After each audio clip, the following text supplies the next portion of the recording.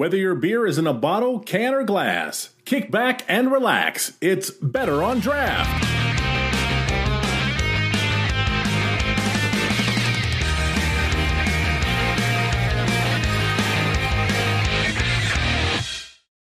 Welcome, everybody. Episode 45, the Michigan Beer Series of Better on Draft. My name is Ken. Thank you so much for joining us.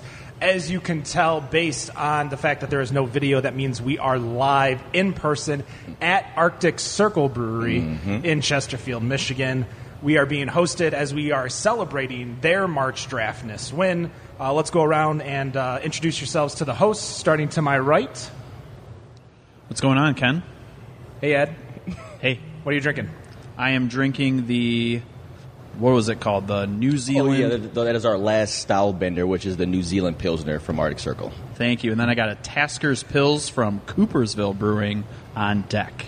Way to bury the lead here. Rob, what do you got over there? Rob's here? Yeah. Holy shit. Robert. Oh, my God. Where'd I come from? Oh, wait, I came from down south because this is up north of my ass. Thanks for making the trip. Damn right I had to make the trip. I was going to say, I was happy to see you here, but I think Devin was more ecstatic than I was. Oh, very much so. I've been trying to get him out here for damn near 3 years. Here I am. All right. So I am sitting here drinking a cheat code because I'm up, down, left, right, BA in this shit. Got it. This guy gets it. Yes. Select start. Depends on what player you're doing. 99 lives. Well, for myself, I have a Kolsch de 4.9, I believe, which is the Kolsch over here at Arctic Circle, as well as I have a Mutella from Coopersville Brewing. But let's introduce your winner of March Draftness 2024. Why don't you introduce yourself to everyone? Tell us who you are, what you do, and Hello, everyone. I am where we are. Devin Sills, one half of Arctic Circle Brewing Company. Eric will be here shortly, so he'll jump on a microphone as well. But yeah, co-owner and brewer here at Arctic Circle. So thank you guys all for coming out tonight, and also to the extended family now we have showing up. So. And I'm also drinking the Mexican lager that you guys made. What was the name of it? Two dudes. I'm having two dudes. Yes, you are. I got to try it once, man. Having two dudes, which then be followed up shortly thereafter with Ties the Room Together, which is you guys' coffee porter. Right? Yeah, it's pale porter. Oh, yeah. And you guys hear a few other people. Real quick, what are we buying a keg of today? We will be featuring our premium Anchor Bay Pilsner. So we now getting into our lager phase of Arctic Circle, and since we've tapped this new local favorite, everyone's been drinking what is our new flagship beer, let's say. Perfect. Now, if you haven't been following March Draftness this year, so many memes, so many posts, so many shares. We reached nearly 1 million people with this competition, which is crazy. I thank everyone for voting, sharing, promoting, but it brought some new friendships. People learned about different breweries. People learned about new breweries, new cities even, inside the state of Michigan. And behind the scenes, I didn't even know it until about a week ago, the runners-up of our competition for March Draftness, Coopersville Brewing, decided to come on out all the way to Chesterfield and do a show with us, drink some beers. They probably, want the consolation prize of us buying beer, so they get to drink it. But to my left, why don't you introduce yourself, tell us who you are, what you do, and a little bit about the brewery. So I am Jim Goodburn, co-owner and brewer of Coopersville Brewing. We have been open now we just had our third anniversary on April 20th. That date holds significance to us for a multitude of reasons, but we have been open now, for about 3 years. We have started to push more into our canning, our distribution, so it's kind of nice. We were able to bring some gifts to hand out to the peeps. But yeah. For sure, and right in front of me, we have a cohort of yours. What's up? Why don't you introduce yourself? Yeah, Jeremy Grossenbacher, also co-owner of Coopersville Brewing Company. Like Jim said, we opened 420 about 3 years ago. Our in-house restaurant opened up about 4 months after that. And my role is to just make sure it all just goes, which can be fun sometimes and stressful at others. But we loved coming out to something like this. We did not expect to make the finals in this. I don't think we ever made it out of the second round. I think the new format helped this year for sure. But Devin reached out. I think started messaging us, and here we are. We just thought it'd be fun to come over and meet you guys, actually get a chance to jump on this podcast and share some beers and swap some stories. Well, let's talk about Coopersville. Where is Coopersville in the state of Michigan? The great question. We have to answer this to people that live in West Michigan all the time. If you put a dot on I-96 between the Lakeshore and Grand Rapids, that is Coopersville. It's about dead nuts in the middle.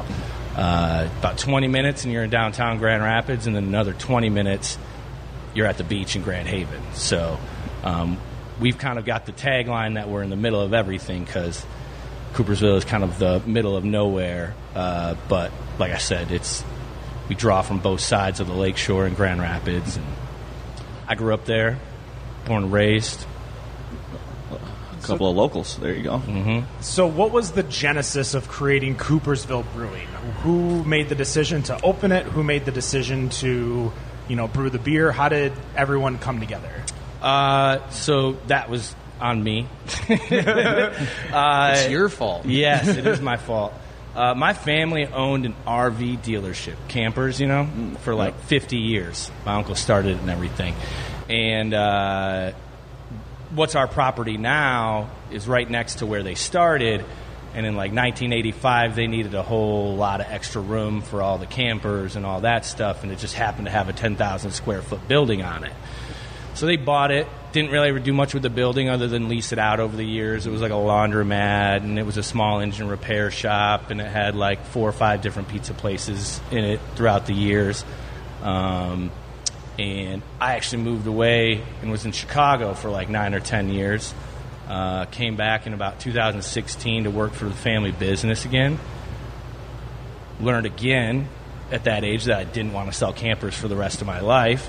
And our tenants at the time decided to tell us they weren't going to, they wanted out of their lease. And I kind of looked at that, and I've been a huge craft beer fan pretty much since it really started taking off in the mid-2000s. And I saw an opportunity in that area. What was your first craft beer experience? Ooh, man, that's tough to say. We always tell people, especially, RIP, North Center Brewing, but if you like it, it's a good beer. So just because it's not craft, like I always say, my craft experience is Killian's. Mm-hmm. It's not craft, but it's different. I think one of the biggest ones that comes to mind for me, and it's not necessarily like a beer, but it was this place called the Map Room in Chicago. And I remember going there shortly after I moved there, and they had like a fucking book. They had like 120 different bottles, like 50 things on draft. And I remember just being like blown away that that's what beer is. You know what I mean? At that point, I really just, it was like, not the dirty natty 30s. And, that was a means to an end. But as I kind of got into food and exploring that, it really opened things up. And I remember going, oh, shit. And then you have stuff like Bean Flicker from Oddside. And you go, coffee, pale, and you're like, oh, shit, that's what beer can be? Like, I didn't know that.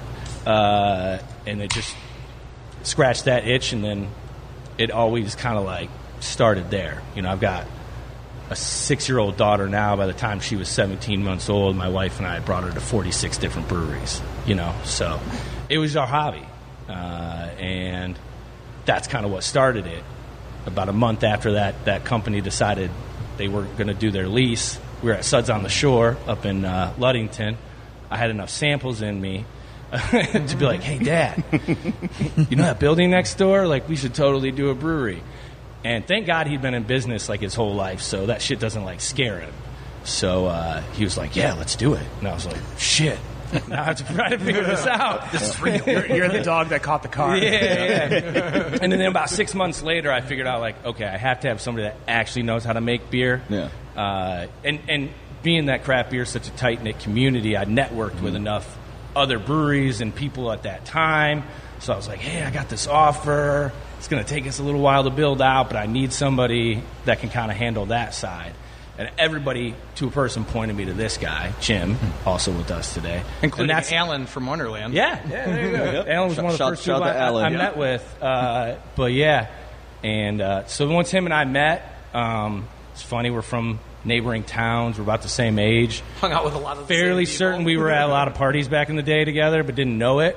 And got along real quick. And in the 2 years it took us from that point to open, we just homebrewed about once a week or so, which is cool because that gave me the actual beer making side of it that I wasn't as familiar with at that time. So that's our little story. Well, before I pass it over to Rob, Jim, you definitely have a history within the industry, as everyone was pointing to you to come to Coopersville. What's your history within the industry? So my wife is a teacher, and her first teaching job was in Battle Creek. I was living in Grand Haven, and I didn't have anything to do. And my best friend growing up was Ryan Andrews, co-owner of Grand Armory Brewing. And back then, Grand Armory was just a glimmer in everyone's eye, and I was part of the team that helped get that off the ground. So for the first 3 years, I was the head brewer there. I had gone through 5 rotator cuff surgeries. Oh, jeez. Yeah, it was a lot. So I decided to step away. Got into substitute teaching, actually, and it was really nice. Got a chance to fall in love with the industry again, take a chance to step away. And Jeremy had approached me, and I had one of the people that he had talked to was that Ryan Andrews. He was a neighbor of his right up the block, and he too pointed him in my direction. And the rest, as they say, is history. Nice. I don't know where to go from this point. A little rusty over there, Rob. I'm a lot rusty right now, and plus it's what is it? It's not even 11 o'clock. I haven't even. I'm getting ready to watch Price is Right, and We have a coffee pale porter that You want to split this one? Yeah. It's a little caffeine. It's not 2 dudes, but you can still do it. I mean, I'm just gonna say right now that 2 dudes is a hell of a lot more manageable than 5 guys. So. Bazinga. He's back. right back in. Didn't even say it. That's it. I think yeah. You're drinking hop water too. No Diddy. I can handle 2 guys. I'm all right. I'm all right. Welcome back, Rob. That got me. This is going off the rails. That is my job. That was my original job in the show, is to make sure things went off the rails. There you go. Rail run. I promise you, if you listen to some of those older episodes back in the Royal Oak studio, it probably all sounds like this. They all go off. So the much rails. laughter. They all go off the rails. Yeah, I know. It was when you're in person versus the COVID. Yeah, I know we're still doing everything online, but when you're in person, you get that personal touch. You get that not 2 guys touch, but personal touch, where you can interact and you see the emotion and the inflection in everyone's voice and face and stuff. So it's a lot of fun. Yeah. So I guess my first question I'm thinking is with your location. You said, I'm sorry, what was the name of the city? Was Coopersville. Coopersville. Same name as the brewery. Yeah. Thanks, Ed. Motherfucker. Drove all the way north this way just to get treated like that. Thanks for joining. Do you realize Rose what Robert. it takes for me to get past M59? That's why I'm only brought on for certain episodes. Yeah, just to antagonize me. So being 20 minutes from Grand Rapids, 20 minutes from the beach, I guess I'm curious about what makes Coopersville the destination to go for beer? Because obviously with so much that's in Grand Rapids, that is, how is the traffic that comes in? Is it kind of, we're just stepping off of the beaten path of Grand Rapids to come out, or is it like the I don't want to call it the pregame to Grand Rapids? No, I think it's a good question. I don't go to Third Coast very, very, very, very often. But I think to kind of answer the best I can, Coopersville is definitely not a destination town. So, the traffic that we get is typically deliberate. People are coming there either for us or once you kind of start to get an audience and customer base, a lot of people drive that corridor going from Grand Rapids to Muskegon or the Lake Shore to Grand Rapids. I mean, if you've ever been to Grand Haven or that area in the middle of the summer, it gets kind of crazy downtown. So it's like, hey, we're going to be coming back from there on our way back. Let's hit that up. But I think more than anything, and we knew this from the jump, there's not really a lot like what we do around us. It's like our tap room's like 192 capacity. We've got a small stage for live music. We do trivia. We do the music bingo thing and regular and we're always trying to do something. So, Coopersville needed an area like that where you can celebrate a retirement party. You could bring a luncheon of like 25 people. It gives you something to do on a Friday night. And, I'd love to say that, well, I think we make great beer, and I think we make great food, just providing that type of experience is really, at the end of the day, what pays the bills. To your point, like the foot traffic there isn't any. There's non-existent. It's like we have... Off our exit, we have a bunch of gas stations and like all that. So it's kind of been known, you're by where all the gas stations are. You're by the dump. Right. Yeah. I was going to say, there's a dump in Coopersville. Yeah, there also is a dump in Coopersville. Growing up, it was called Poopersville. There you go. No, that's 100% true. That's not. That's a real thing. That's a real thing. It smells like ass. There's turkey farms. They spread shit in the fields. There's a water treatment plant. I'm really hard selling this, aren't I? Right? You started out strong though. Like Coopersville sounded like a beacon of hope, and then the reality came. But here's like the reality to it all. I think is like with the growth of this industry and like what we've seen happen is like the focus on having craft beer be locally based, and then built around the owner's sort of vision geared towards the people, and then location be damned, because if you're in the middle between this space and this space, you now provided something for the local area, and then because craft beer has a traveling fan base, you can ultimately go and get people that are like, okay, I'm passing through, or this is my Saturday thing to do today. I got to go over to Coopersville because we run into a fair bit here. And to your point,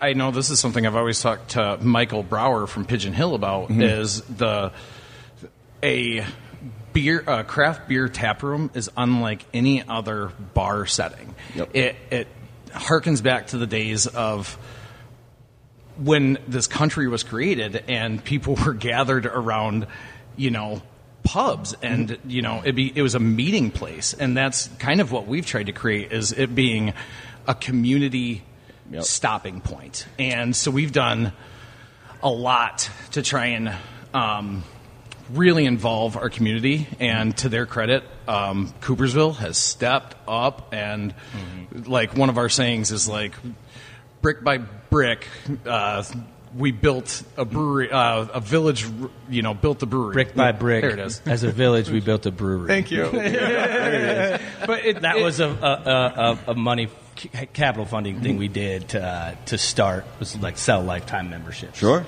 We call them villagers. We got a whole wall dedicated to them at the brewery. But that's great. But I couldn't agree with your point more on exactly what you said there in terms of. So to when we were first got matched up in that final round, and the memes were flowing back and forth, I'm seeing all the traction on the social media. I'm like, I would imagine about 50% of these people have no idea where Coopersville and Chesterfield, Michigan are, right? Right. And so we end up firing off that meme of Patrick and SpongeBob. This just idea of literally having to Google search where we're at, and then that only then just brings a little bit more of a spotlight to your area, and then secondarily the actual brewery itself. So it was thanks to the Better on Draft people, because that I think is what the actual huge benefit of this all is your unabated ability to span people's timeline with advertisements.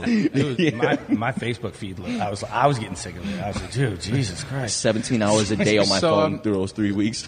I was curious about the whole what's been going on with the March Draftness, and have people been coming in just saying, oh, hey, you guys were in the finals or semifinals, and I really wanted to come out here and check out your brewery. Like, has there been people who have been kind of showing up and saying, hey, I had no idea who you guys were until this showed up? I certainly can't speak for the Arctic Circle guys, but I can absolutely tell you that because I'm there a lot, we've definitely had people, actually, like right after it ended, there was a couple that was in town to see Fall Out Boy in Grand Rapids. And they were like decked out in Arctic Circle like gear, and it was like the Tuesday afterwards, like shout out to the booze checks. The next day after we opened, there was like a couple sitting at the bar, like decked out in Arctic Circle gear, and I was like, I thought you were gonna say Fall Out Boy. I was like, Don't be that guy. I was like, I think we've had not a like scene, it's a goddamn arms race. 7 or 8 different couples from like here in our area. Yeah, it was like same. we're going out to the west side of the state. We're stopping at Coopersville. I'm like, this is like. It warms my heart just given like the starting point to this all, which is framed around an idea of a competition, but ultimately you're able to go and get people in asses in seats, for the lack of a better term, right? Right. And like, yeah, it's really cool to be able to have Arctic Circle emblem in the middle of Lake Shore and Grand Rapids, right? Because that now just gives a little bit more representation and awareness to all this stuff that we have going on individually. Yeah, and I think it accentuates the collaborative effort of this industry, which makes it so unique. Like, there is no other industry that you see companies jump to help each other the way that breweries do, and it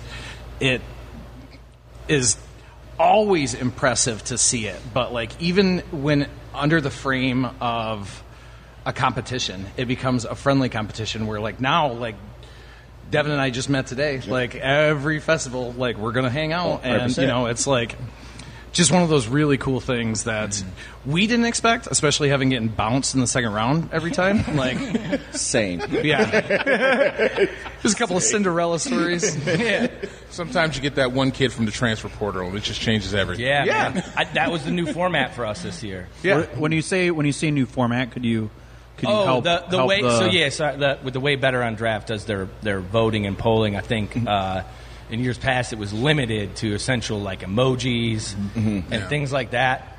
And when you try to share something to different community pages, people don't understand exactly how to do it, and they're liking that, and it's just like, okay. Whereas this year, I think the technology kind of caught up with it, and Facebook, Meta, whatever the fuck you call them now. It did not. Did you? Okay. Give me credit where it is. I'm just My saying, bad, man. I did not mean jump in and take credit for the softball. Ken created something amazing. I was trying to throw a softball both of the ways, and Give me my flowers. For those of you that don't know, minus the, I want to say 2019 year, because they added polls to Facebook pages in 2019 and then removed them. So after 2020 happened, and that's the COVID year, and then 2021 we didn't do it because everyone was more worried about if we're going to be like literally opening or is it outdoor only. That's when we opened. I remember being at Confluxity at January 2021, and that place. literally that you had to be outside. That was it. Yep. And I went to, it was a Big Boiler right down the road In Lowell? too. that's in Lowell, yeah. I was in that area, so That's a We're big from area. the west side, so that's not like right by each other, but I understand. Lowell's closer For- to you than Confluxity. But I'm at these places, and you can only be outside. You could only be, drinking outside. And those places had, like, huge bonfires or fire pits or heaters and stuff, so you were able to do it. But going back to March Draftness, they removed the voting. They removed the polls. And I'm like, wow, this is annoying. I have to go back to emojis, and it sucks because I got to make all these graphics again. And we're trying to do a quick turnaround. And at the end of last year, I don't know, I just became an admin of a group for the first time ever. Like, as much as I'm on social media, I don't social media that much. And I became an admin of a group about Detroit, like showing positive stuff about Detroit. And I realized that polls were there. And I'm like, wait a minute, polls are there. So I didn't tell anyone, but we created the March Draftness page, and we did a few different polls just to see how it worked, to see if you could share the poll and that those numbers add up together. And we did a lot of testing, and then come this year, so it was extra work on our end, but it was perfectly fine. I didn't mind doing the group and then sharing it to Better on Draft. But yeah, if we could do polls on the page, I would much rather do that because all that extra work. Like, I have to be on at noon on Saturday, making sure I'm sharing them to the other page, whereas before I would just pre-schedule everything. And I could do that, with a beer in hand and not worry about it. But this year I had to be like on at 12 to make sure I shared it to the regular page and make sure everything was fair. But what we also appreciate your efforts. Yeah. What we also learned though is that in the groups you can't tag 21 and up pages.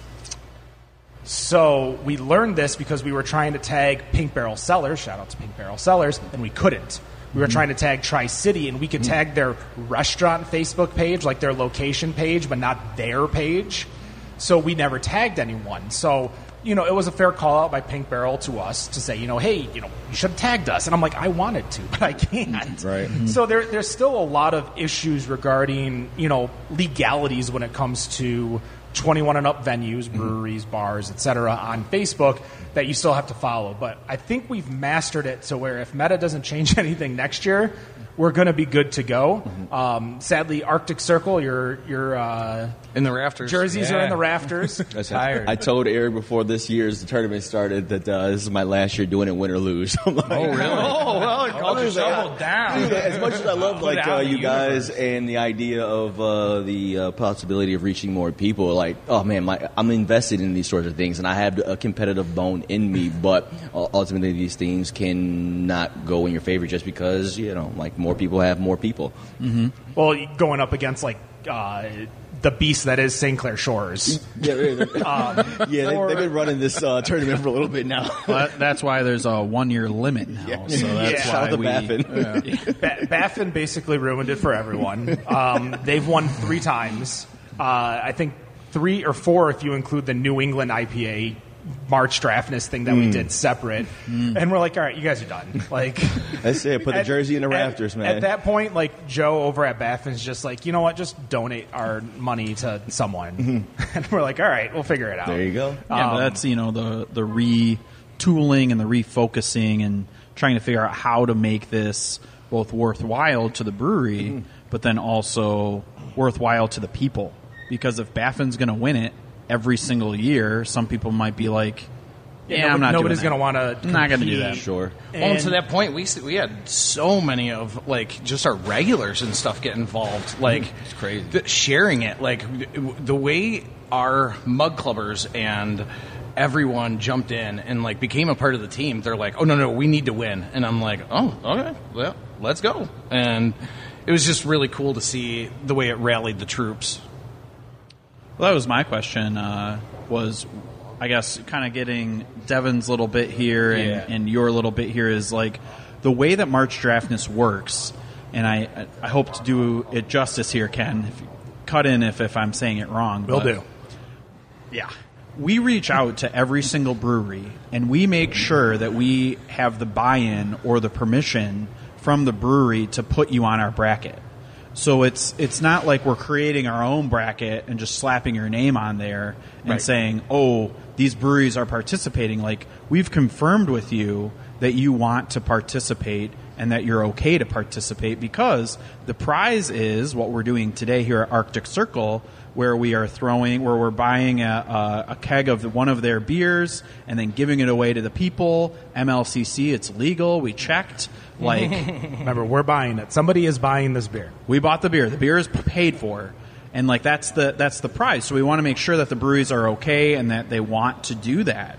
So I guess my question is for the breweries, for both Coopersville and then for Arctic Circle, what is your buy-in or your reason to participate in March Draftness? For me, it was, like Devin said, competitiveness. Yeah.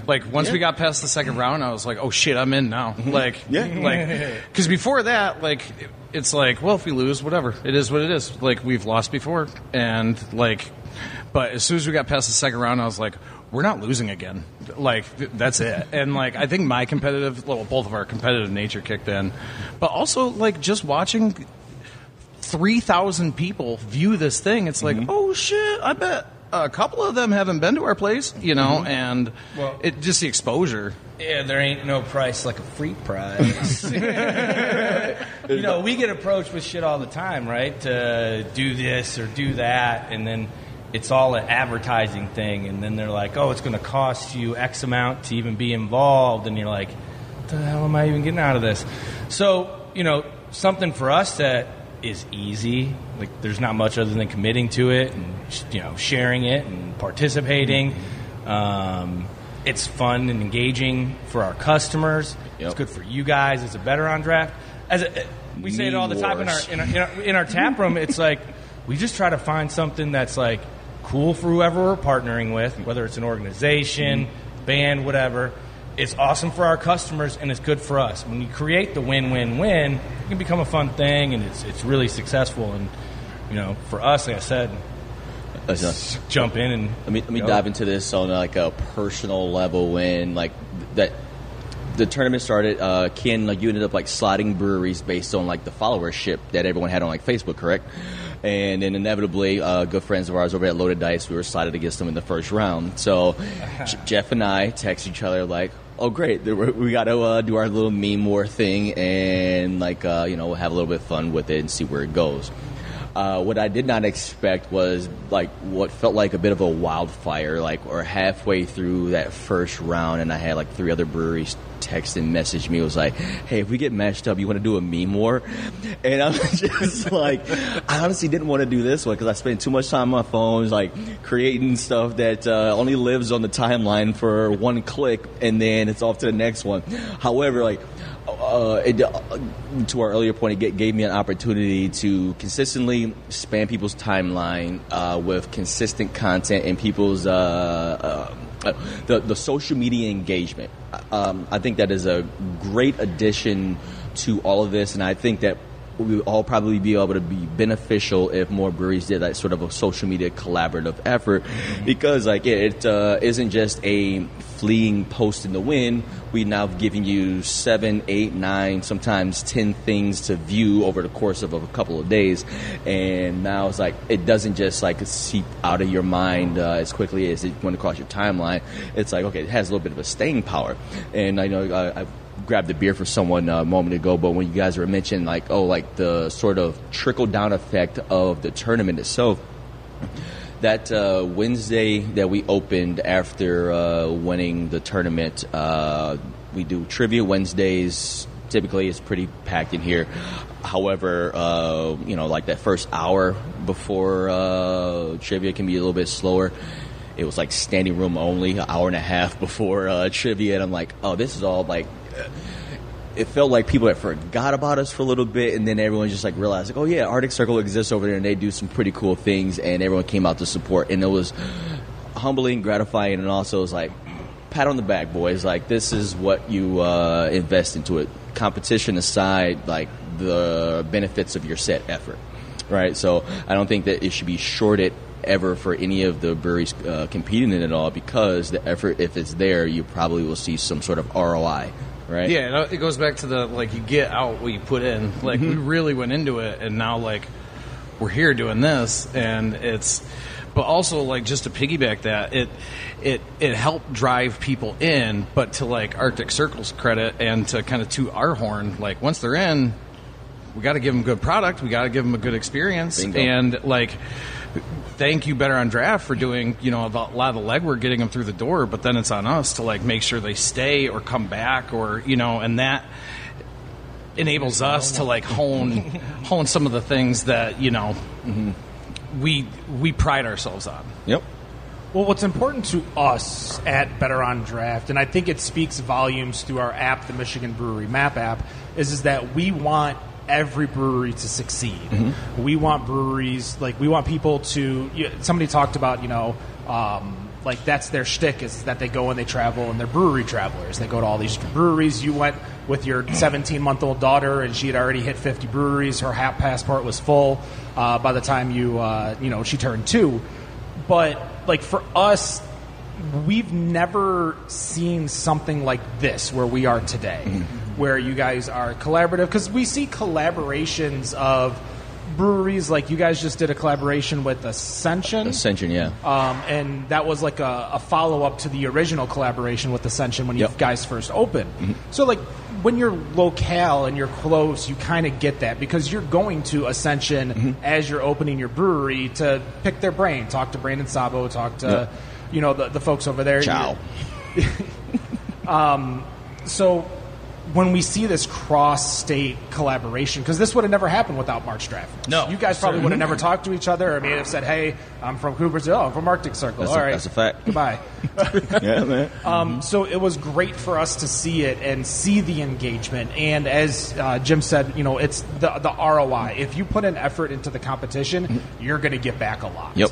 And you see it with some of the posts that only get 500 or 600 votes for the post, whereas some breweries are losing with 2,000 votes because the other brewery had 2,200. And it's not because their fan base is bigger or they're better or anything like that. It's just simply because they put in the effort and put in the legwork. But our job here is just to promote the industry. We've been doing this for 8.5 fucking years. There we go. I dropped the F-bomb. Right? He joined the party. You dropped it pretty early, though. I mean, Talking about that big fucking book. well, I had to clarify we were good with that, But yeah, like we just want you guys to succeed. We want you to do well, and I know it's such a hard business. We were talking pre-show about The Bear and the TV show and opening up a restaurant and how quick restaurants can open and close. And even if you put your heart, soul, you make the best food, the best beer, it ain't shit if you don't have customers. And you need to get those customers in the door to at least try it to then continue the growth. So there's a lot of legwork that I think people in the industry understand, but I don't think it's ever been fully understood as to how to do it. Because there is no right way. What works in Coopersville, small town, doesn't work in Chesterfield, where we got a fucking Cabela's or something over here. Yeah, right down the street from Cabela's, across the street from Target. Listen, we are shopping mall central over here. Whatever you need, you got it. But the community clearly loves you, right? And I think that's what we can say about that. They fucking voted the shit out of you. So like they must. I mean, I will say this: maybe not your local, but your Arctic Circle. So people that like us love us. Like I do know, like I have a bit of a polarizing existence, not just in our area, but in craft beer in general, right? Like I am like a better term, a snowflake in the sky in my experience, being tailored around it and trying to serve beer within my sort of life trajectory. It's a unique one, and so like I think that commonalities can always be somewhere in that Venn diagram middle section, and then me being a person that can talk to just about anybody will inevitably break down whatever bias someone has, or perhaps it retains itself afterwards because some just walls aren't meant to be jumped over. But no, like I am thankful and blessed that we do have so many people here locally and beyond that, whether it be they found the beer at a beer festival or they've come to the tap room and it was like, holy shit, like this place is cool, the vibe is nice, and they do some stuff that like I kind of appreciate. That there's what I do it for. It's be damned the people that didn't give it a chance or didn't want to try to learn how to understand it. So, like, for me, it's a very personal one because sometimes I feel a little bit isolated within my experience. However, that doesn't stop me from still trying to be my authentic self within the experience, right? And so, like, that's when we ended up, like, learning about Coopersville, and then, like, I look at the Untappd list, and I look at, like, beer names, I'm like, oh no, I already know I like these guys. Like, it's like, well, we do a lot of a similar sort of a thing, and like life experiences are just bi-coastal, right? West side of the state, east side of the state, and life experiences can be semi-similar given our certain interests, right? I think that was in our messages that we were sending. 100%. It's funny because like even when we came in up against you guys, right, we saw you guys like rising in the bracket. And it was like, who the fuck is Arctic Circle again? And then I remember, I like went to your webpage, and then I watched the video. It was you and Eric talking about, and I was like, oh yeah, that's right. They opened like just a couple. I remember when you opened, because I remember that video. I remember going through the exact same experience. Of like, what the fuck is that? Yeah. They're not. They're in Detroit. Like they're not even like what the. There's none Detroit-ish. of this makes sense. But then Detroit-ish. Asterisk. Yeah. For Robert, up north. Yeah. Up north. Detroit-ish. Up north. But, As soon as you pass, for us, as soon as you pass Lansing, yeah, you're pretty much a Detroit suburb at that point. You know what I'm saying? Listen, geography and your place in the midst of it is kind of how we associate. it's like, no, I live in Brighton. It's like, so Detroit? Yeah. It's like, no, that's Brighton. true though That's for a West different- Michigan. Like it's just like west of Lansing is just West Michigan. So I If see you where told somebody from West Michigan that like Coopersville is like Grand Rapids, they'd be like, no. Absolutely not. Yeah. I'm like, no, but it kind of is. it was like I'm right down the street. yeah. See, we're But, not the only ones. Just a story of where the name came from, and you guys are Yeah. like high school friends, Yeah. and like the Arctic Circle used to be like your chill place. Like that is exactly how I grew up.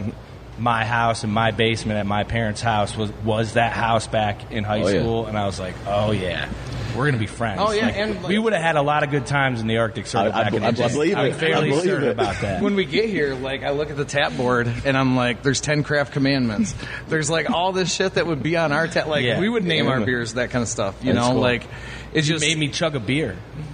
I did. I was like, wasn't C1, I was like, Sin 1. At the end of it all, like, honestly, like, it was a sigh of relief that it was over, not so much that we even won. I was like, oh, for goodness gracious, like, iPhone sends you that weekend report when it tells you how much time you've been spending on your phone. Yeah. I'm like, Ken's making me doing 17-hour days on my cell phone. Like, I hate social media.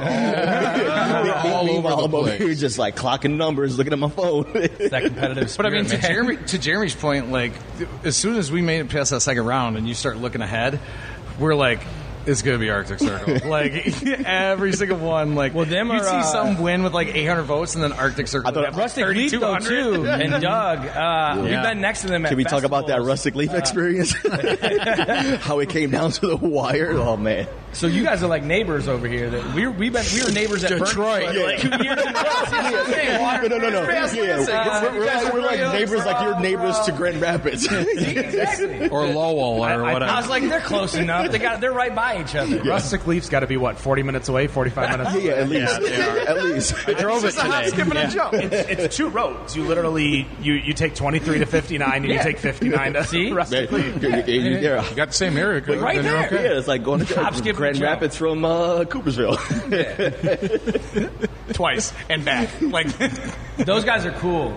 Yeah, no, Rustic Leaf's yeah. good people. Oh, you know, shout out to Doug, man. Doug's good people. I love what They they were got next to going us over at there. Burningfield last year. 2 years in a row. 2 years. Those guys Like- know how to have fun. Yeah. Yeah, Doug's a good time. They rolled deep into Burningfoot, and they had, Doug's a good time. We were saying like that's a group of people that have babysitters. It's like, They came they're in. getting into it. I think it was either after Winter Beer Festival or after Burning Foot.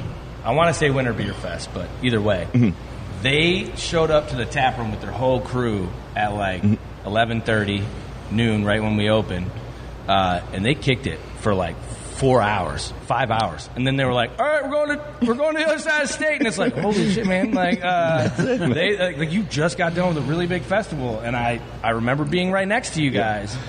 They seemed like a good time. Yeah, like we don't get out too often, you know. Right. when you do, enjoy it. They had fun. that is the Yeah. one thing we hear from a lot of breweries is that when you don't get a chance to go visit other breweries, like you get that experience when you're opening your brewery. You go to all these breweries, you're picking everyone's brain, but once you're open, you're here. You're never anywhere else. So when you get to these festivals, that's your opportunity to catch up, see people, and of course drink the beer that you don't get. The beer that's not your beer. Right. So it's always fun to see these breweries kind of let loose. That's why I love the first hour of any beer festival. Yes. Is because typically all the brewers are either at their station because they want to talk to everyone because that's where the true fans are, or that's where everyone else comes in, or they're going to say hi to everyone. And that's always the fun thing to see when we are there and, you know, covering the event. Everyone just kind of having fun, the calm before the storm of, as we reference them, the CBYs, the craft beer Yeezuses, the people who think they're 3-ounce taster, they can rate on Untapped and rate efficiently on their 34th. Yeah, I haven't. That's why I don't bring loggers to festivals anymore. I know. I know it's a thing. I just didn't know how to name. It's just I have not heard that in a long time. Trying to bring it back. Better on Draft is brought to you by Zatuna Liquor, located on Rochester Road just south of M59. Zatuna Liquor is your one-stop shop for beer, wine, spirits, and more. Stop in for daily tastings, single cans and bottles of beer, and a wide variety of NA options. With Zatuna Liquor ready to serve, you only need one place to visit. Better on Draft is brought to you by the Craft Tapped app. For $14.99, you are unlocking 50% off 2 drinks at up to 10 venues a month. And if you use code BOD at checkout, that's right, BOD for Better on Draft, you can save even more money on that yearly subscription. Go check out former March Draftness winners like Ogma Brewing in Jackson, Copper Hop in St. Clair Shores, or even the 2024 March Draftness winner Arctic Circle in Chesterfield. Better on Draft is brought to you by the Detroit Brew Trail. Visit Detroit has put together an amazing list of places to grab your next pint while collecting prizes and swag along the way. Some breweries even have discounts for users of the Detroit Brew Trail. Head over to visitdetroit.com/digital passes. That's right, visitdetroit.com/digital passes to learn more about the Brew Trail and grab some of Visit Detroit's other free passes, including their Dining Pass, their Pizza Pass, and the Explore Detroit Pass. No download necessary. It's like the festival bingo card. And a few breweries did festival bingo cards. Were you a part of that at Winter Beer Fest? I brought it and then I didn't fill it out. But like keeping track, we filled it out pretty quick. What was on the festival bingo card? So festival bingo card, like you mark off things that you see a lot. So like somebody that is too drunk before like the first hour of the festival's done. That's one of the squares. Is that the free space? Somebody that comes up and is like, "What's your highest ABV?" That's always a bad strategy.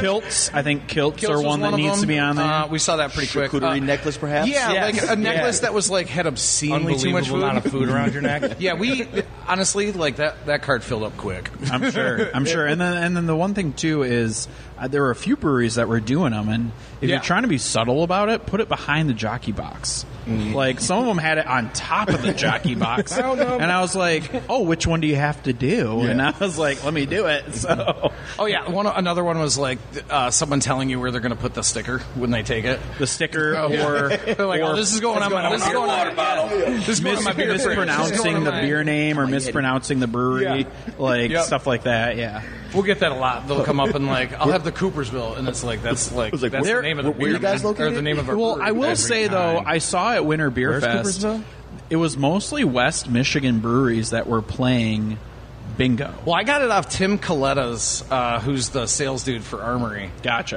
Okay. So that's where I got it. Gotcha. And I think it got shared in Nasser because I also saw it on like Tim Willie from Alliance. Oh, okay. Like one of the sales dudes. I think the sales dude. I'm not exactly sure, but I mean, granted, the Winter Beer Fest is in Grand Rapids, so we're like in the stomping grounds. But I just was like, wow, there's a lot of. I wonder if they're all the same. Is this the same bingo card? Did they shuffle it up? Like, what's the deal going on here with all these? I didn't know this was a thing. This is actually like news. That's what I'm saying. Yeah, it was a West Michigan thing. Yeah. So, are we going to see it down at Summer Beer Fest at Ipsy? Certainly hope so. It sounds like a vibe. I just want to like spectate sport because that's the thing. I feel like the people watching is unmatched. We could make that. I was going to say we could make it a Better on Draft. And there you go. Put it with our list of 20. Like these are the 20 beers you need to try. Here's the bingo squares. See if you see those people. That'd be fun. I bet patrons would like to play that too because it's not like they don't laugh at people wearing the kilts. You know what I mean? Like, I have a kilt count. Like, or somebody's gonna see the bingo square and be like, "I'm gonna be that one." Yeah, right. I'm gonna be like that. That's my thing. Yep. Turn it into a scavenger hunt. Just be there right at the festival. Just have a booth. Here's your bingo squares. You fill all of these in. Talk to the guild. We did a scavenger hunt years ago at the UP Beer Festival. Because that's the one that, you could kind of be a little bit more relaxed at. You're not, waiting in line for everything. So you get an opportunity to do it. And I remember, I don't remember what her name was, but I remember she won, and she won like a gift card to North Center Brewing. Oh, dope. Well, that was real quick, has everyone here been to UP Beer Fest? I have. Absolutely I went to Northern Michigan for college, so like, that's like Going to the UP. Marquette's my hood. I was going to say, because I would say, as a festival goer, as a person who covers these beer fests, I would say that the UP Michigan Brewers Guild Beer Fest up in Marquette is similar to Burning Foot. Oh, yeah. In terms of location, in terms of... It's right on the bay. It's right on the bay. It's Yeah. right on Lake Michigan. You cannot match that. A parking lot in Grand Rapids and even the swampiness of Ypsilanti or Eastern Market. I would even say it beats the shit out of Eastern Market. Yeah. Like Marquette and Muskegon, you cannot beat.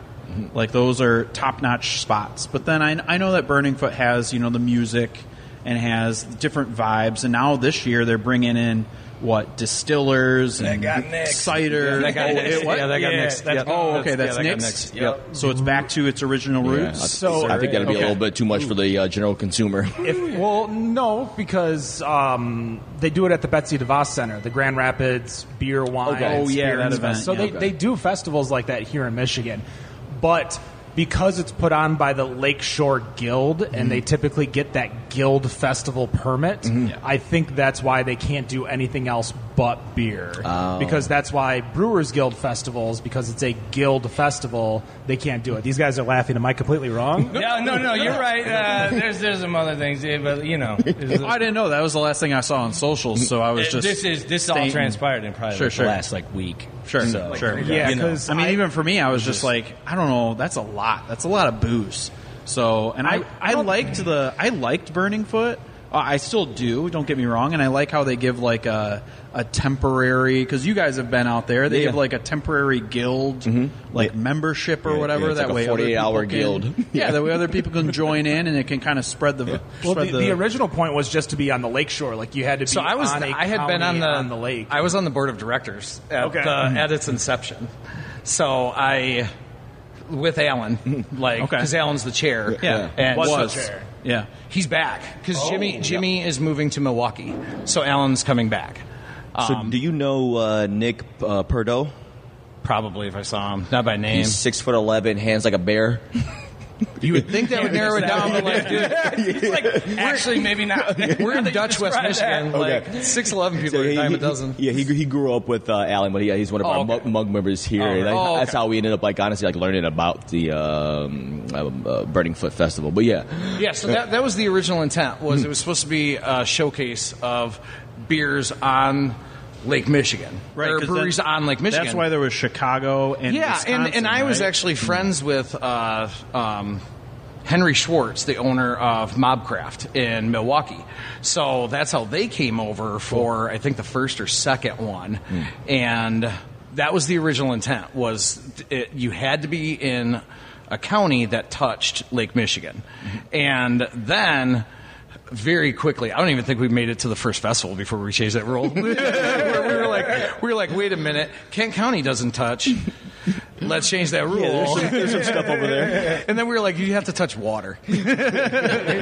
It doesn't matter what kind. It could be a reservoir or a public swimming pool. So Reed's Lake counted. Yeah. Okay. No, that wasn't actually. It just became like you had to do a temporary.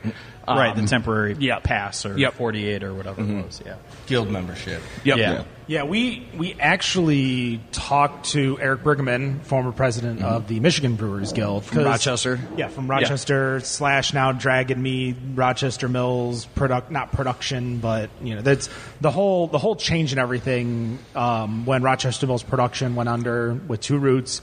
He moved over all the IPs and stuff to Dragon Mead, so Dragon Mead brews all of the Rochester Mills stuff, which I think then Rochester Brew Pub buys it all. Yep. But they're called their the share. Mills, right? Is Yeah. that the Mills? There's so many stupid rules and regulations and the liquor laws of the world to where you have to do these 8 extra steps. 3-tiered distribution system. Yeah, but regarding Burning Foot, I remember seeing Jamesport up there. And it was right after I had just went to Jamesport for the first time, and I was in fucking heaven when I went there because it was English Milds, ESBs, all You beers. love Jamesport. I love Jamesport. I know you love Jamesport. They have a good ESB, right? They have amazing mild. Nice alt area. beer. How many alt beers? They only had one. The only time I've ever seen more than one alt beer was when I went to White Labs. They had 3. That makes it. White Labs is good. Yeah. So you're saying if you ever come to the west side, you need to make sure we stock up on our alt beers? Yeah. I mean, Yes. alts, ESBs, milds, browns. You did your research on Arctic Circle, but you didn't do your research on Ken. I didn't know. No, he loves alt beers. I love everything. When he put together the graphic for the final matchup, and he says highest check-in, number of beers, and number of alt beers. That's why that was on there. I completely This guy, forgot I did that. because this guy I know loves we saw that alt and I beers. was like, what? It's like we don't. That's such a don't, weird and we stat. won't. They make a black lager. I mean, we're really close. We like Listen, I'm dropping an alt beer this fall. I don't we care. tiptoe around it and like, but We could call it. no. I literally so it was a preset thing that I found on Canva, and it had all those little areas, and I'm trying to think of one last thing. Number of alt beers. I'm like, I got to get back to work, so I need to push this out as fast as I could. So I'm like, all I love right. it, man. So I just did number of alt beers, and then just searched on Untappd to see how many alt beers you guys. Look, I think that it adds a little certain personal flair to the entire experience as well. I don't know how many of the consumers actually notice it, but I sure as hell did. I'm like, of course.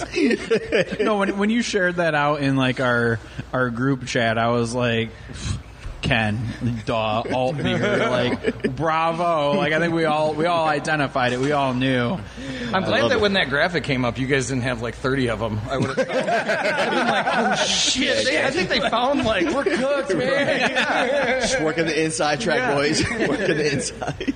3 years in the making to win the 2024 March draft. Right. What's your business plan? Takeover. We're gonna win. Oh, yeah, In all 3 beer years, we're release gonna win better days. on draft. Yeah, screw sour cake days and sour magazine Sour days. magazine day, be people in damned. Yeah. Honestly, I might do one just to like get you to come out here again. I don't know if that's still. This was still an hour drive for me over from Ipsy. Listen, I got. Bring it to a festival. I'll Bring be it to a happy. festival. We could do that. We'll feature it. Hell yeah, I will. Yeah, we will. Ken will be like, alt beer, alt beer, alt beer.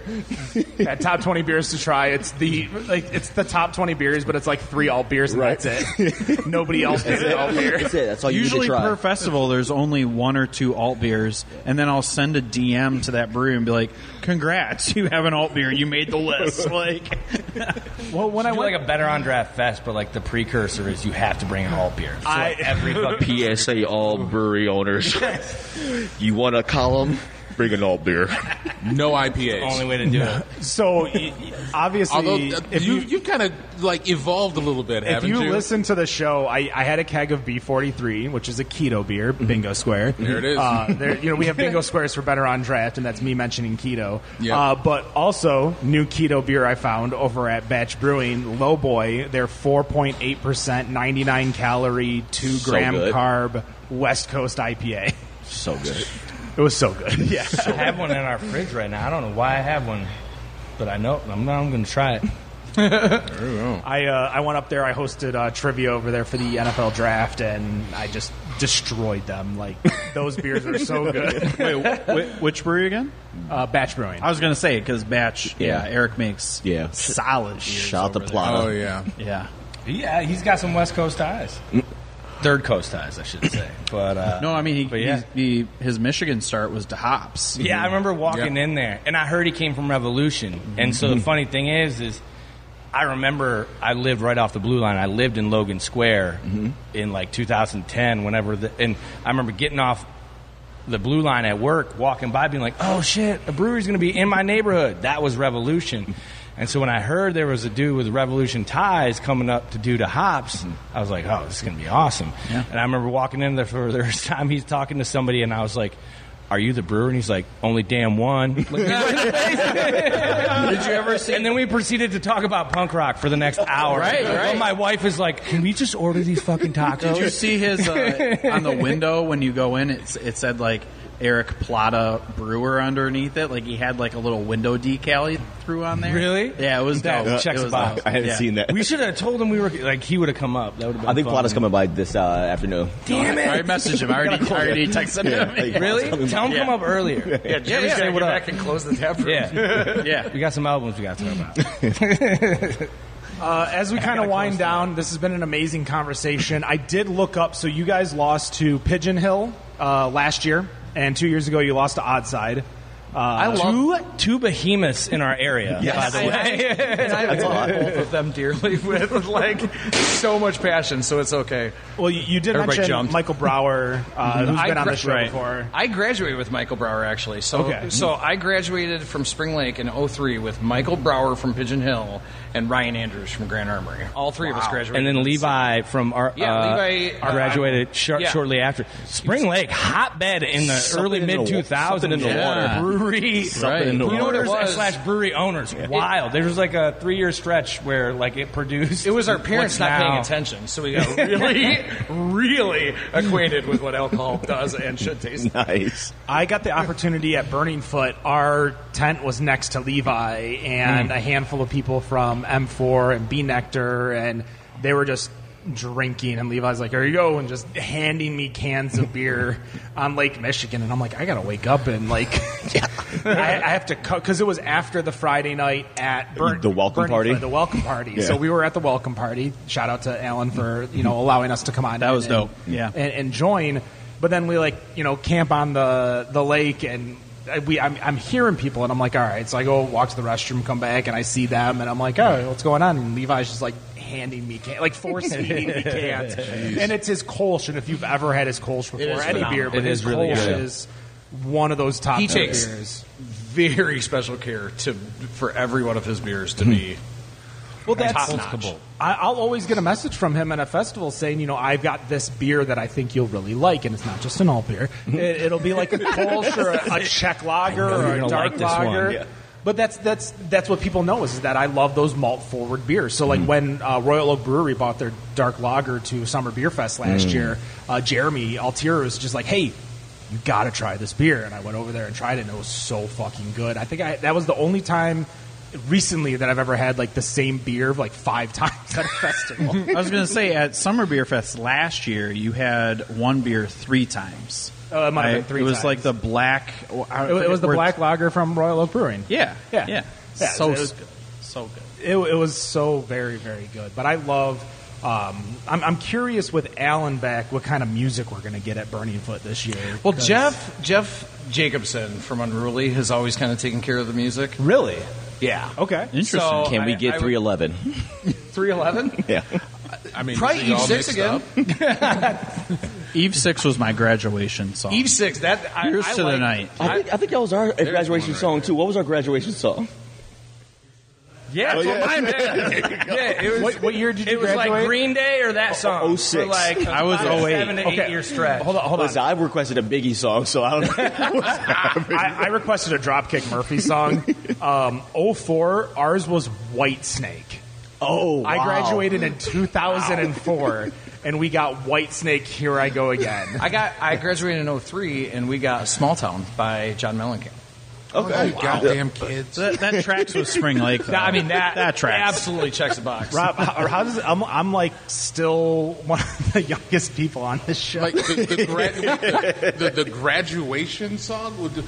Vitamin C. Vitamin C. Vitamin C. Oh, Yeah. God. So That wasn't my song, but So yeah, it still slaps. class of 1994. Good old 94. Oh, there you go. Boys to Men. It's so hard to say goodbye to yesterday. Great song. Great I would have loved walking across the stage to that one. Yeah, the Frederick Meyer Garden. You see that? In Grand yeah, I did Rapids? see that. Yeah, dude. I still remember my cousin's graduation song. 2000 is when he graduated, or 01, one of the two, and it was My Generation by Limp Bizkit. Aggressive. Like the heart of new metal. Like, So, yeah, no, to connect to that, do you remember at Burning Foot a few years ago when like the cover chocolate band? starfish and the hot cover dogs band? went, Oh, yeah. Oh my god, that was so bad. I have some great I will penguin not videos. take They did that. that. You thought it was good? I thought they were very good. because I wasn't listening for Fred difference of Durst. I was just opinion. listening for Okay, I was listening to Fred Durst. I was hoping that the guy had like a Fred Durst voice, but the things band that have never been okay, said. but I was hoping for Fred. the band, like the musicality. He was of too it, busy fine. headlining Coachella. But like, there was no that Fred year. Durst going on up there. That's the problem with Fred Durst is he was busy at Coachella and not Birding Foot. He was doing it for the Nookie. What? You just got to have a little faith. The Limp Bizkit cover band. Just If you walked by Austin Brothers, by the way, at that time, Brant was there. I think Chris Hakery was there, and then there was like a bartender that was there that was so hyped to see the cover band. They were great. I thought they were fun. I'm a huge Everlast fan, and I still haven't seen them. That's one of my like 3 bucket list bands that I need. Bands, groups that I need to see. Tell the unruly guy. So Feels like he's gettable. Well, Everlast was going to be there, but someone in his crew caught COVID. That's right. And they had I it remember back that out. actually. So they filled it with Plain White Tees, I think, or Filter, Yeah. one of the two. I think it was Plain White Hey Tees there, that filled it. Delilah, and it's like, no, that's a song, not the band. Right. And I remember also, I didn't know that. yeah, Everlast was supposed to be there not last year, but the year before. And It was lit. It was lit. No, Lit was already going to be there. Lit I was was already gonna be there. excited. They're their Lit. own worst enemy. Indeed. Lit, I felt so bad for them because they had audio problems and Sorry, they had to like just beat the start shit over out of their me. entire set. Oh man. I feel like I'm one of those people that when someone says, you know, it's like that one Chumbawamba song, and somebody goes, which one? Tub thumping. Like that's how I feel with Lit. Like I know so many Lit songs. I know so many Alien Ant Farm songs. Like they're coming to Wyandotte here in like a week, and I'm gonna go see them. little tour stop in Wyandotte. Oh, they got a nice little rock venue down in Wyandotte, kind of like the Diesel shit. Lounge over here. Oh hell in, yeah! Yeah, the Chesterfield. Diesel line gets lots of off the beaten path artists. Yeah, I mean, they get a lot of like early 2000s, like you know, rock that hit MTV but didn't hit more than like 1 or 2. Like they got to number 8 on TRL and they were there for like 2 weeks. Yeah, and like then, Smooth Criminal and they did That's that. the only song I know. yeah. First That's of the only one I know. I know. So like, Clearly, I'm dealing with an expert. an aficionado of Alien Ant He has a B side. connoisseur. I mean, you listen to a lot of I saw Chumbawamba. Alien Ant Farm at the Ritz in Warren. At the Ritz. Wow. I used to go to the Ritz all the time for fucking weird ass shows that would show up there. And you're just like, why is Nelly performing at the Ritz? I saw Why Ludacris isn't- in Marquette when I was at Northern. That was That'd have been damn, dope. That was, That'd have been dope. but wait, Ludacris and Marquette. like 2006. Like, I don't know what the crowd's gonna look like, but I would imagine like Move Bitch Get Out the Way is still gonna bop. Oh, dude. And Twista, I mean, he burned the house. Twista was there? It was Twista opening for Luda. Dude, I'm such a Twister. Mark- fan. It cost about $18. Yeah, That'd be smart. That's Of course, value. It only costs 18. Well, there's, I don't know, they expanded $25 Ticketmaster prices for Michigan this year to Grand Rapids, to Soaring Eagle, to Marquette, to all this. So if you go to, I think it comes out this Thursday, okay. like Green Day at Comerica Park, $25. Damn. I'm like, Plus a $75 Ticketmaster fee. no, there's no, like the Ticketmaster fee, it might be like $35. Wait, is this like at their that season point. pass thing? No. For $25, you can go to any of these shows. So, like, Yeah. Mike Yeah. Birbiglia's got a show. Both Pat and Oswald I mean, let's shows. be fair. They're not doing that out of the goodness of their heart. They have I mean, they've done it before. shit for the last couple of years. They've done it before. They pivot. Yeah, they've done it for before, like Incubus. I think 311. The Whalers are coming to town. All these shows are only $25, and it could be Comerica, LCA. I think both Pink shows. If you're a big fan of Pink and listening, $25. I like the aerial Pine show. Knob included in that too? What's that? Are the Pine Knob shows included in Yeah, that? there's Pine Knob shows in there. There's The Shelter, Betsy DeVos Center, wherever the performance place in tonight, too. Midland is. Like, yeah, there's plenty of shows that you can go get for $25. So go check it out. There's a huge list. Hell yeah, dude. I went and checked. I like knocked off like 4 or 5 in there. I'm going to go see Bowling for Soup at the Shelter. 'Cause Oh, that's a good 1985. I've been that's a good venue saying for that. forever that somebody who can hit with rewriting those lyrics to 2005, they'll have a smash on their hands. Boy. 100%. You'll see You know it. what I'm saying? Like, You'll see it on TikTok every year. There'll be like Britney a and Justin. 1985 remake for 2005. somebody's got to do it the Oh, right is way. this like though. the new version of like if somebody rewrote "We Didn't Start the Fire"? Yeah. I know basically. every word to that, by the way. Fall Out That's Boy. like my The party Fall dream. Out Boy version or the Come on, Billy Joel. Yeah. Oh, and hey, there's Limp Bizkit right there. The Biscuits coming to town. Limp Yep, Bizkit, they're July playing. 23rd. Good, I can see the real thing instead of I'm almost thinking like Starfish, back to back, Escape and SWV, SWV, and then the week after. Yeah, you can go for Missy. $25. That's a steal. Missy Elliott the week right after. That's a steal. That's at LCA. For $25? It's like All giving it right, away. so let's we're going to kind of end the show. We got to pack up because we got a keg to buy. But let's kind of go around real quick. First of all, Coopersville. Obviously, you're in Coopersville, Michigan, halfway between Grand Rapids and Grand Haven. Sell us. Why should we go there, other than being second in March Draftness? We have dope food. We have dope beer. What kind of food? We got a smoker through the wall, and you would say that we are like barbecue inspired, but that's not all we do. Wings, smash burgers, our weekly features that we put out. We've got a cone feed and fried chicken drumstick dish this week, and we house-made some pastrami. Used it's really good. Used a rye bread from a local bakery. Hell yeah. And we also have a pretty dope vibe. We have a good service, so it's that trifecta, like good beer, good food, good vibe, good service. We knew that if Cool we just things keep going on. if we keep focused on those all the time, eventually, like the bills will get paid. Any alternative beverages you sell? I thought you were going to Yes, say any alt beers coming. actually, he actually drank our cheat code that we brought. It's absolutely fucking amazing. It's I our- felt it's- like there was like a hint of like bubble gum that was coming in at the end. Yeah, It's it's a lemon and lime hop water. We use some pure essential hop oils from Hopsteiner out in California to build the backbone of it. And then Zero, zero. we make our own cold brew in-house using the same coffee that we do for that. We use brick soda right out of Grand Rapids and source local for that. We've got hard ciders. We've got wines. We try to wrap our arms around it all, kind of knowing that we're a community gathering place too, so you got to kind of appeal to even the non-beer crowd. Yeah, So, like we always say, we're not a brewing company. We're a We're beverage a beverage company. yeah. All right. Hell yeah. Well, the last question, something fun to end the show. Obviously, we were just talking about music for the last 15, 20 minutes about stuff. What is the one band you want to see, your bucket list band that you want to see before you leave this plane and earth? For me, I'll start off so a Yeah. lot of you guys can kind of think about it for a second. I fucking want to see Childish Gambino live. That'd be cool. I am so mad that I turned down tickets to go see Donald Glover perform and Childish Gambino on His the same live show. show is great. It's so good. What's your favorite song? Freaks and Geeks is easily the one that See what I did there? Favorite I'll, song? Yeah. I'll pop off for sure. God damn it. It's my favorite song. I just don't know the words. Yeah. I'm a Camp fan. Like, Yeah, Camp is a Camp very on. good. I was just listening to the royalty mixtape driving in this morning.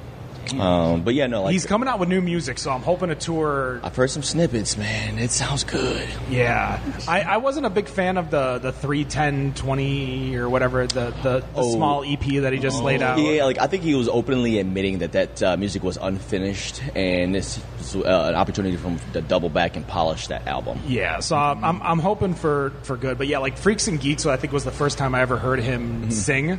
Because I always knew him as a guy from Community. Sure. And then, like, I saw the music video to Freaks and Geeks, and I'm like, every time I listen to it, I miss a reference because he just slides in so He's much. so smart. Oh, He's like- yeah. Atlanta, amazing show. If you've never seen it, it's Classic. Big Booty Judge Judy. That's all. That's what, when people say like Atlanta, like the first thing I think of is the end with Lakeith, like Yes. Big Booty Judge Judy. I don't want to give the spoiler away for the show, That's why I but just- yeah, that was. That's why it makes I sense. want to talk It's about funny, it so but bad. It Yeah. doesn't do. But we'll go around starting with my left. Bucket list band, group, performance. So I have a couple. That's fine. Back to Billy Joel. I grew up a massive Billy Joel fan. I would absolutely love to see Billy Joel. And then like my new can't miss sometime before I end up 6 feet under is Kendrick. I've got to see Kendrick live because like that. Oh my gosh! I got a lot to say about that one right now. He's euphoric. Oh, look at that! Shots Shout out fired. Drake. Robert, what about you?